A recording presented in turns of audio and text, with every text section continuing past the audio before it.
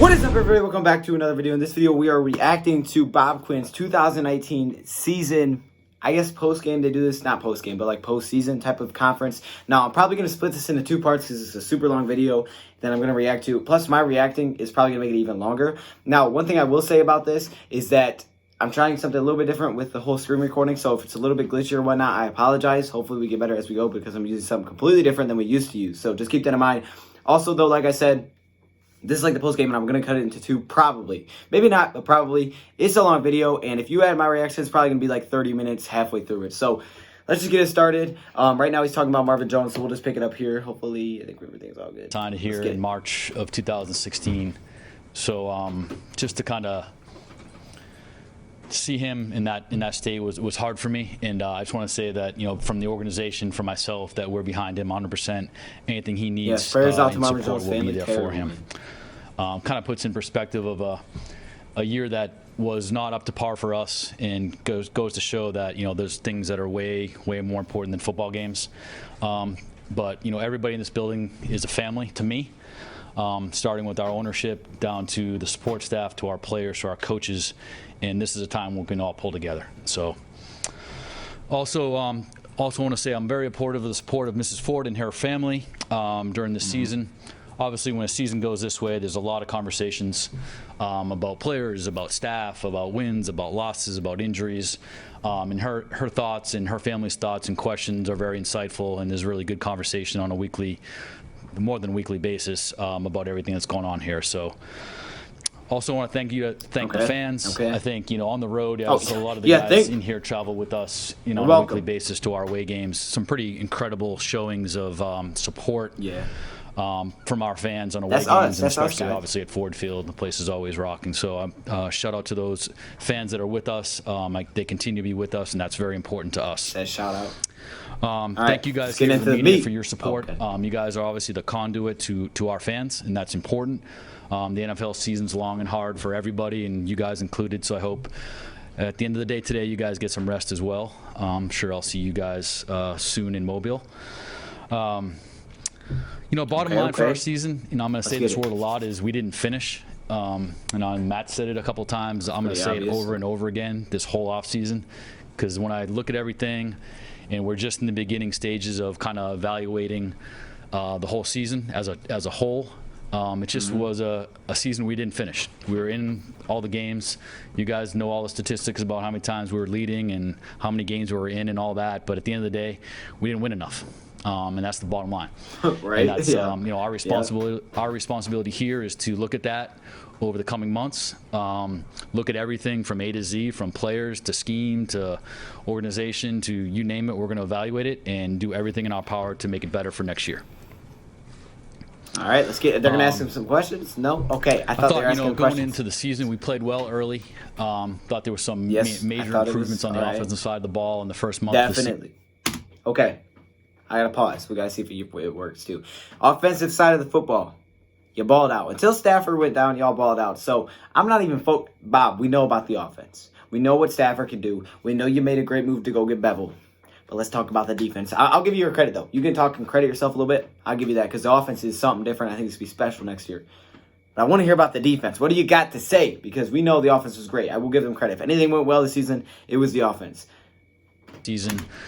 And then there was really just some games where we didn't play a full game. You know, we played well on offense, didn't play well on defense. Played good on defense, didn't do enough on offense. You know, settled for too many field goals. You know, Green Bay first game. You know, so a couple points here and there early in the season, and we could be having a whole different conversation today, but we're not. And so, you know, our job is to look back at it, evaluate it, and try to make this, you know, right this ship and get this team going where we all know it should be.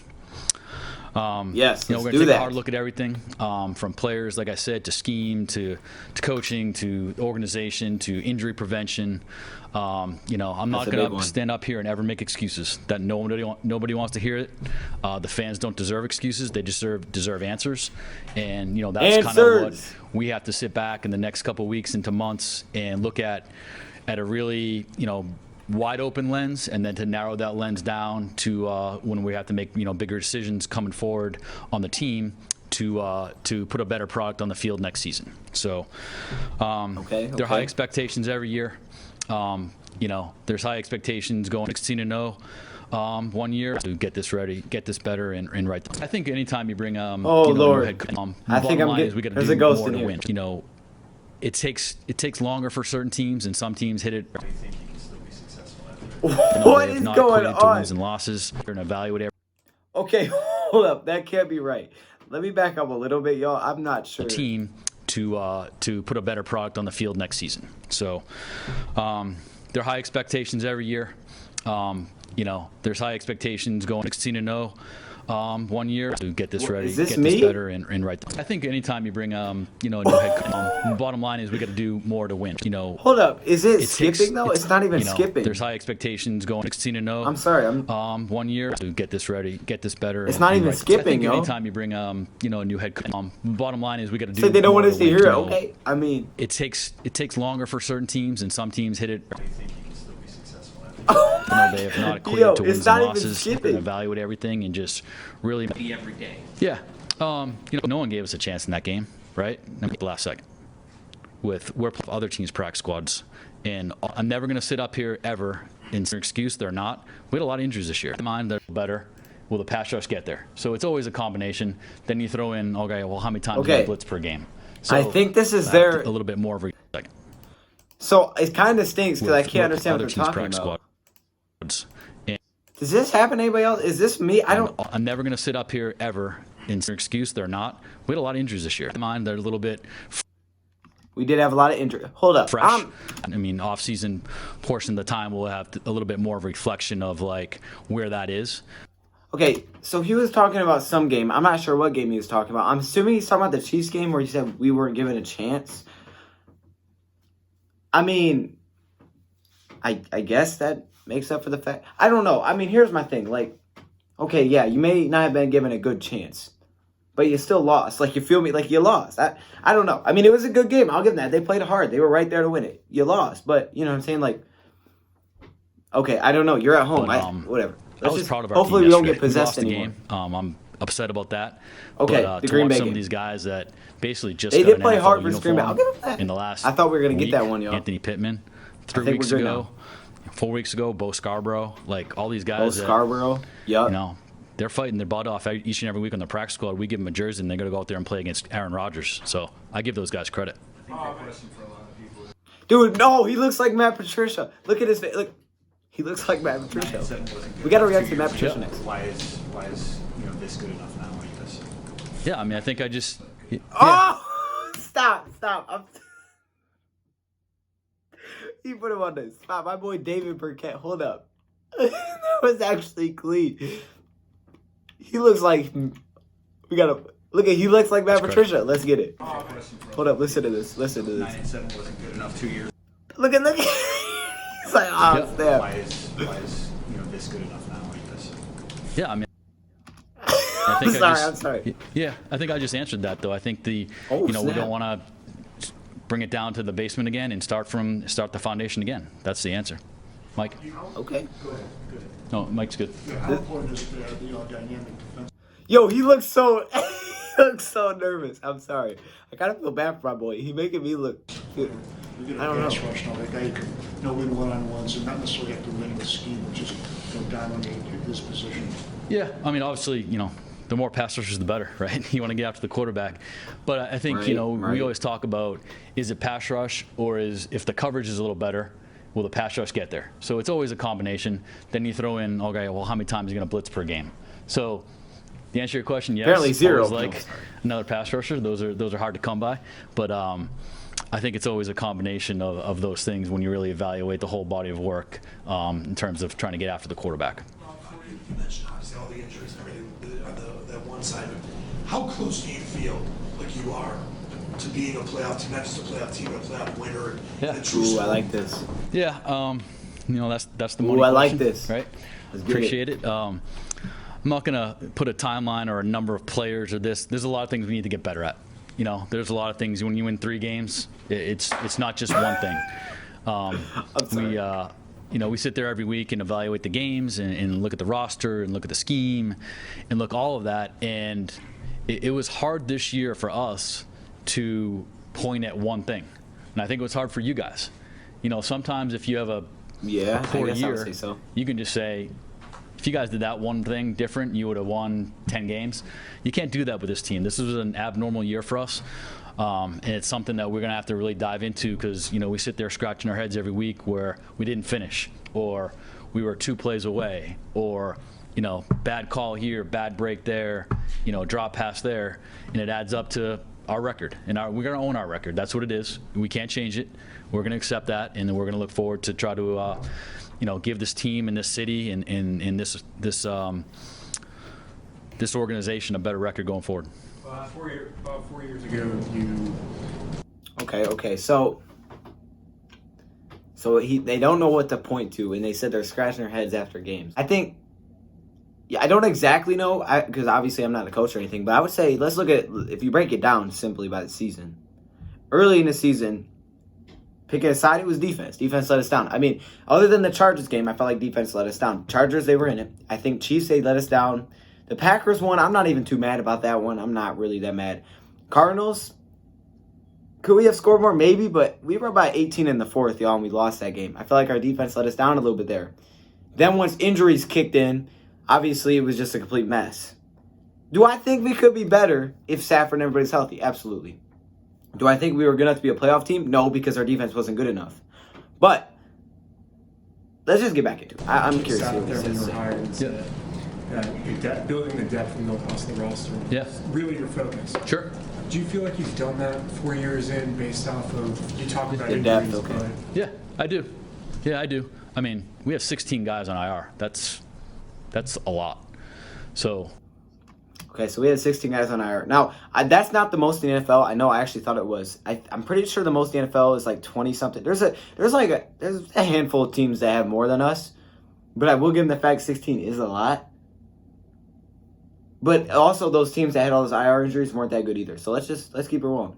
I don't know exactly. You guys, I might have to check up on that, but I know there were a handful of teams. So I mean, I know some other teams out there that, you know, we've talked about have 9 or 10. I mean, I think 16 is a pretty high number. So to find 16 injury replacements from our practice squad or on the street during the course of the year, and ours really, when you really look at it, I think they started happening around week 7. The beginning part of the season, we were a little bit healthier, I would say.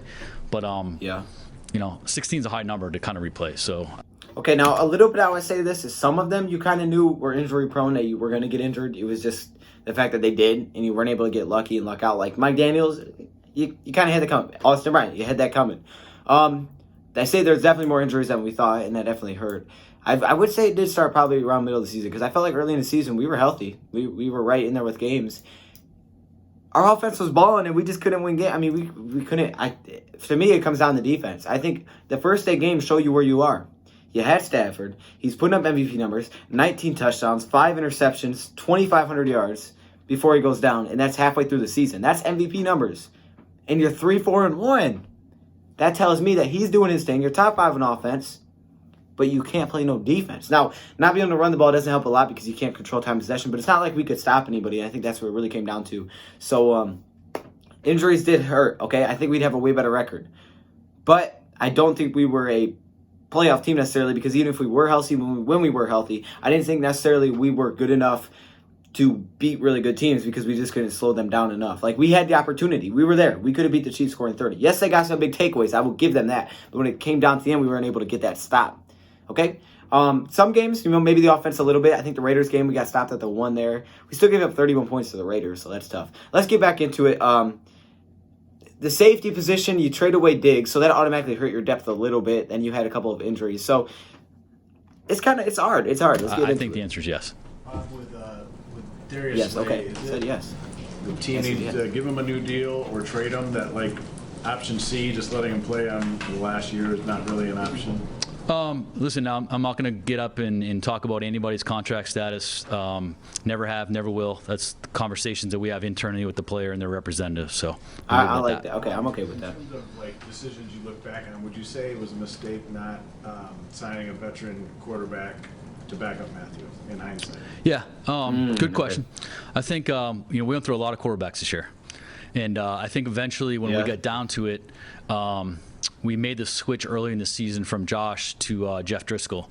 And then when Matthew got hurt, Jeff went in there. In the 3 games he started, I would say that he probably played good enough to win 2 out of those 3. Agreed. That's what I was going to say. That's what I like to hear, Bob. But why? Why? Because defense let us down, okay? I'm just saying. He played good enough to win some of these games, man.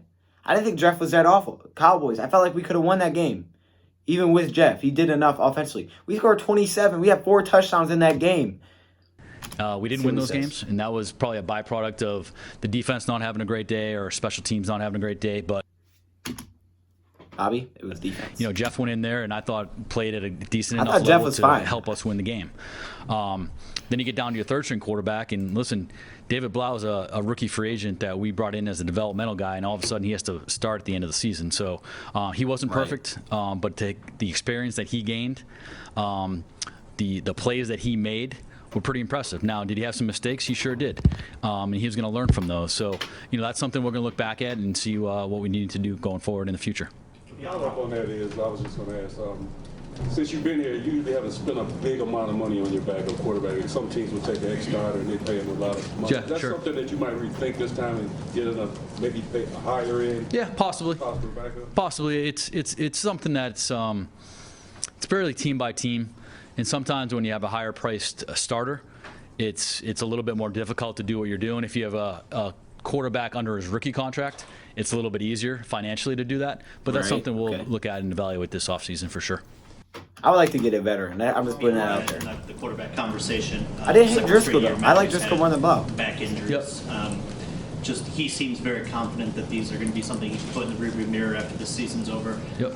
From your perspective as the guy building the roster around him, what is your confidence level that these won't be lingering issues going forward? I like these questions. Just talking to all the doctors, trainers, and Matthew himself that he's So going to be good with the offseason program. So no issues there. As long as he's Yes. you touched on it, near misses, leads, fourth quarter leads, everything. Yep. How difficult does that make putting your priority list together moving forward? Yeah, it's gonna be a tough evaluation. Some seasons when you end, it's pretty clear. Like you need X, Y, and Z. I think this season's going to take a little bit more deeper dive into, some of the what if situations. What if Deshaun Hand didn't miss almost the entire season?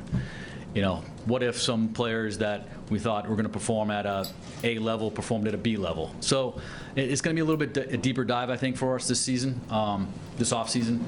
But we're looking forward to diving into that. I think everyone probably needs a couple days to regroup and get their lives in order, and then we'll come back and hit this hard and try to get the evaluation going. So I will say this.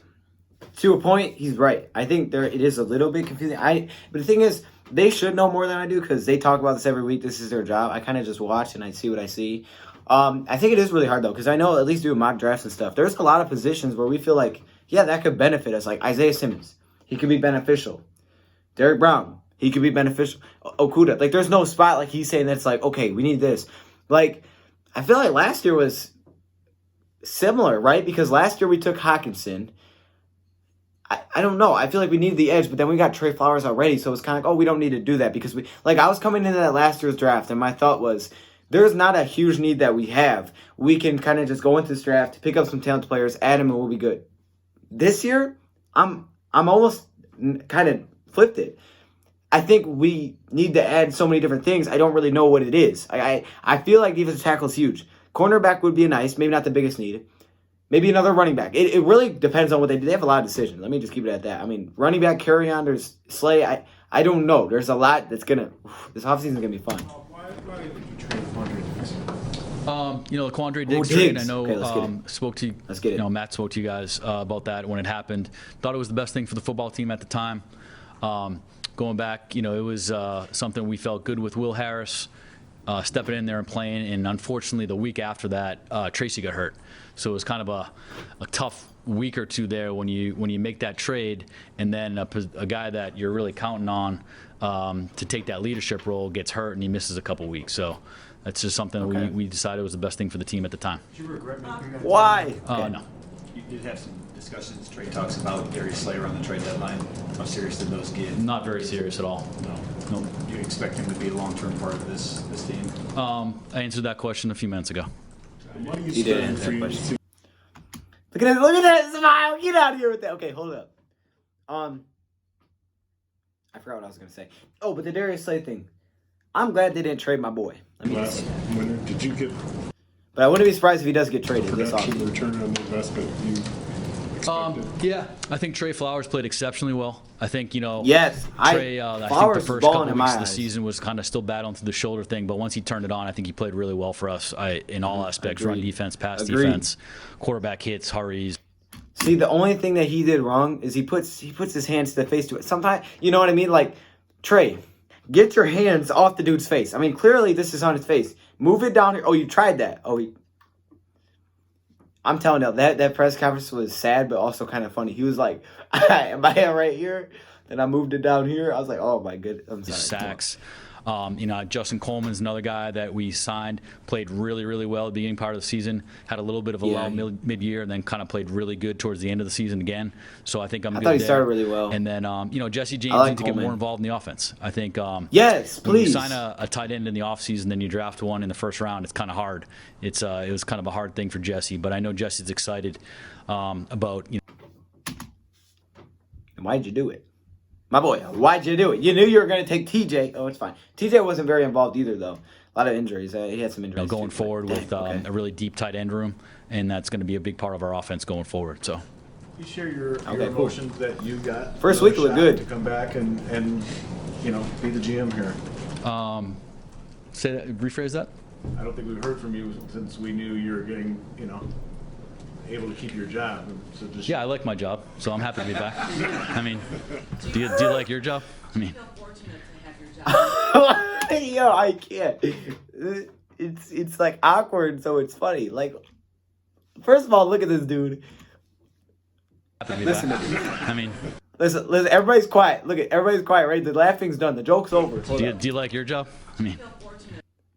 I'm sorry, yo, I can't. Yo, I can't. I dropped my headphones. My boy. He said I like my job. Okay, hold up. I'm sorry. Let's get back in. I'm sorry. I'm ruining the video. Look at it. And Matt, and it came out that you and Matt will get another year with the mandate that the playoffs. And you talked about the fans as well and how loyal they are home and away. So why should they trust you to turn it around? Well, Oh, snap. I'm excited. Let's get it. I feel very confident in my abilities. I'm very thankful to the Ford family to be here from 2016 on. Myself in the GM seat and Coach Patricia as the head coach, I think we're going to get this thing turned around. Let's get it turned around. Coaching decision out of Better I be. guess. Did you agree with that? Yeah, I obviously speak to ownership all the time. They asked my opinion on the head coaching position with Coach Patricia, and I gave them my opinion. Lions, you're running mid-roll ads on us. Come on, boy. Y'all aren't winning enough games to run some mid-roll ads on us. We'll watch the ad. Okay, but seriously, y'all aren't winning enough for that. No, I'm skipping that ad. Forget that. Come Opinion on. and analysis, and Hopefully y'all are watching my mid-roll I agree ads with their and those. assessment. Have you given any edicts to Okay. Matt to make some changes on his staff? Nope, Matt has full authority on his coaching staff, so I do not. Dang, Matt's that guy. You mentioned finishing. Your organization, even long before you've been here, has had trouble finishing. Sure. Pressure points, collapse. What is it going to take for you guys to have pressure points where you go the right way? Yeah. Can you pressure points? I don't know what that means. Wait, what kind of question? I'm sorry. I get it, but it's like kinda weird. Arizona, you had a 24-0 lead, and Okay. We weren't up 24-0. I don't think we were up 24-0. We were up by 18 at one point. 24-6. It's okay. It's okay, my boy. It's okay. Every season's got like 2 or 3 points that Sure. turn Okay. the season. I got you. And traditionally, Okay. since you've been here and even before that, those points have usually gone the wrong direction. What can you do to finish? Yeah. You know, I mean, you have a real good year and Yeah, finish it. that's the $1 million question. He's That's confused. what we have to look at and say, what are the things we can do to, when those big plays come up in the Arizona game, or don't let the officials take the officials out of it in the Green Bay. What can we do to avoid kicking 5 field goals in the Green Bay game and scoring one more touchdown and it doesn't matter at the end? Or, you know, you name it, down to the Oakland game when we're down to our last drive and have a chance to score, like all those things. So that's everything we have to evaluate. I don't have the crystal ball right now to tell you the one thing. If I had that one thing, we would be standing here right now. So that's something we're going to take a hard look at this offseason and do everything in our power to make the decisions that are best for the organization and to get us over that hump of getting over those pressure points and winning. Thing is a roster thing. I mean, sometimes the first couple of years it was like later in the year. Yeah. You know. Well, you know, this year was pretty. You know, it was looking back at it. My first year was 2016, and that's when we had 8 fourth quarter comebacks. Is that right? And this year, you guys know the stats of the games we lost after having a lead. You guys know the stats better than I do.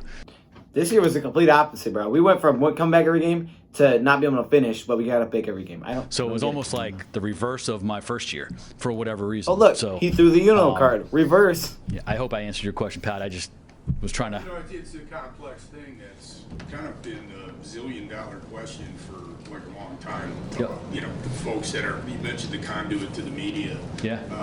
You know, about that. That's what they want to know the answer to. Yeah, we're trying to sort that out. If the mandate is playoffs or bust, or however you want to phrase it, how does that not affect your decision-making, short-term versus long-term roster building? Yeah, that's a good term. That's a good question. You know, when I took this job in 2016, you know, my vision was, as a general manager, you always have to have your lens on the short-term and the long-term, and that's not going to change. That is not going to change for me. Obviously, we need to win next year. I understand that, but when you're trying to build the organization, you're trying to create this lasting ability to win. You have to make decisions that are prudent for short term and long term. It has to be a combination of both. If you go after it one year, you might go 8-8 and not do anything, or 9-7, and then the next year you have nothing. Hey, if you're going after and you go 8-8, that's a problem. You ain't going after a hard. So I have to take all personnel decisions, all decisions for the organization with a short term and a long term focus. Kind of follow up on that real quick. I always think of the Rams. The conversation with the Fords and the Brad, has anything changed, I guess, with the dynamic of how you go about this offseason or the decision making there? No, it's all pretty much the same, standard procedure. And then I know you said you weren't going to talk about player contracts, but the Christian Jones one, since it's done, the extension, just I wonder if you could explain what went into that. Yeah, Christian was a guy, obviously, we signed 2 years ago. Okay. Really good scheme for what we do, very versatile. It's, you know, as you guys know, when we're trying to build the front seven, it's really hard to find linebackers that can play on the line of scrimmage and off. And I think Christian obviously has shown he can do that at a good level. And thought with his contract coming up, we had some discussions mid-season with his agent. It came together pretty quickly, actually, and we thought it was a fair deal for a guy that's, you know, played a lot of good football for us the last couple of years. Like Kennard. About, you know, the short and long-term lens that you have to keep, I guess. How does that, I don't know, impact quarterbacks at the top of the draft? Is that something that you'll continue to take a look at?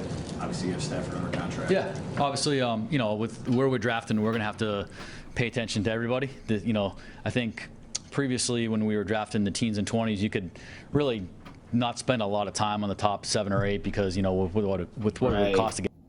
I was going to say, this is going to be I think it's even harder to pick higher. Unless you're like number 1, you know, you're taking a quarterback, or number 2 maybe. 3 is a tough spot because there's so many options, especially for this team. It's not like we need a quarterback. So it's like, there's so many options. This is tougher than 8, where at Hockenson, there's no really one else. There's no Josh Allen. There's no decision to make. You got Hockenson. Like, that's your dude. So get up there. It's going to be tough. It's going to be fun, though. It's going to be fun for us. So I think this year, with where we're drafting, we're going to have to take a close look at everything and just know really from A to Z, 1 to 250 the draft, rather than not focusing on just the top, just the guys we're going to be picking. Sure, quarterbacks included. And I'm sure you've had your first round of draft meetings, so what sort of player can you expect to get in the top 3? Not specific names, but how big of an impact can that be? I mean, you would hope the guy would be an impact player at 3. I think, you know, the draft pool isn't set yet. The juniors haven't officially declared. Some of them have, but we're still waiting on. You're probably going to hear another 50 names here in the next couple of weeks of who's declaring. So I think I'll kind of hold comments on that until maybe we talk about the combine. Speaking of the draft, Bob, how beneficial is the Senior Bowl? If you guys are asked to go coach that, just what do you guys get out of that week? Yeah, I've never been a part of a staff that has coached it, so I've heard good things. And I know a few staff members that are currently here were on the staff. The last time we had it, I think it was the year they drafted Ziggy. Is that correct? So I've heard good things. I think we're, if we get that call here in the next couple of days, we'll be excited about it. Mobile's a great place to visit. I usually spend 4 days. What's a couple more? Speaking of the draft, a question about the 2019 draft. I think you had 8 players, 8 or 9 players played, started games and all that. Yep. Was that by merit or by injuries or whatever? What did you just think about the overall? Probably a little bit of both. I mean, some of those guys, obviously we drafted and they played and we wanted them to play, and I think some of them played because of injuries. But I think we feel good about our draft class. We always, the biggest jump is from year 1 to year 2. So we want those guys to make a big jump. TJ is going to come back healthy. I think, TJ obviously going to play. Jelani played because he's second round. Third round, Will Harris played a little bit because of injuries, a little bit because of the trade. They kind of threw him into the fire. Fourth round, I'm trying to think who else really played. Amani played, I think, a little bit because of injuries, but he showed that he should play. Ty Johnson, maybe a little bit of injuries as well. I think once you get later. Jelani thought he had a good rookie year for a linebacker. It's a hard position to play as a rookie, and he stepped in and played really well. Will had some growing pains mid-season, but I think Will Harris played his best game of the season yesterday. Maybe really Amani kind of let it loose and played fast. So that was a good sign. And some of those other guys later rounds, they did a little bit, but they need to do a lot more next year. So. Oh, Bob, I got a question. We got one more. I know it sounds crazy, but forget about the records. I know you evaluate division talent. Sure. Do you feel that your talent level is getting closer to the rest of the division since you got here? And take the injuries away, never just the talent. I do. The record doesn't indicate that, but I do feel like, our talent, we're not there yet. We have to add some guys like we do every year. Every team changes. I talk about it every year, 25-30% every year. So we just got to make a good run at it this year and make sure those new 25% of our players can contribute at a high level and help push us over the edge to get more wins. So let's push it over the edge. No more mid-roll ads, Lions. Stop. No more of that. Okay, I liked it. We can react to the Matt Patricia one. I don't know if this is going to be 2 parts or this is going to be 1 part. I'm not sure. It's going to be really long. Not a lot there I wasn't expecting him to say. It's kind of funny yet sometimes. I'm not sure. I think we were possessed by something at the beginning.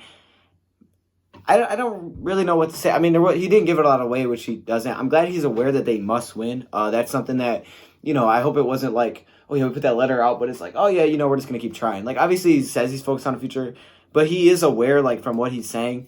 We know we have to win next season, and that's why I think this offseason is going to be probably the most fun we've ever had on YouTube. So I think you guys need to stay tuned. You guys need to stay involved because this is going to be super awesome to watch and just see how it plays out. Hopefully it works out. I'll probably give more thoughts on this in another video or whatever, but overall, nothing really surprised me. I'm just glad that he's aware of what's going on.